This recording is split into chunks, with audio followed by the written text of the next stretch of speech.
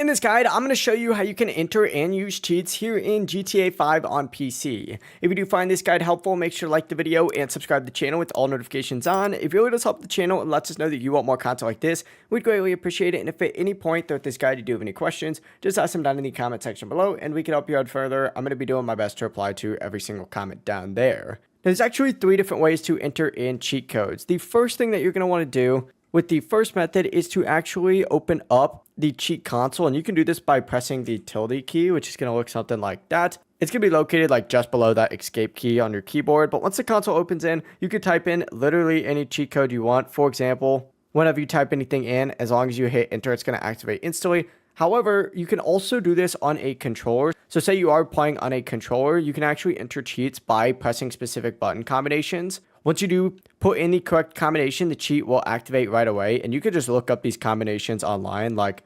invincible, health, button combination, GTA 5, and it's just going to show up. Just make sure you put your correct controller. So if you are using like a PlayStation controller, just put PlayStation controller at the end of that, or Xbox controller. Or what you could do is also use the in-game phone. So just press up to open up the phone. And from here, go ahead and go to your contacts. And once you are in your contacts, what you're going to want to do is just open up the dial pad. And once you do open up the dial pad, you could type that same cheat code phone number in and call it, and whenever you do call that number, the cheat's going to activate automatically. But those are the 3 ways to actually go ahead and enter in and use cheats here on GTA 5 on PC. If you do have any questions, just ask them down in the comment section below and we can help you out further. I'm going to be doing my best to reply to every single comment down there. Before you do leave this guide though, make sure to like the video and subscribe to the channel with all notifications on. It really just helps out, lets us know that you want more content like this. We'd greatly appreciate it. Have a great rest of your day though. Peace.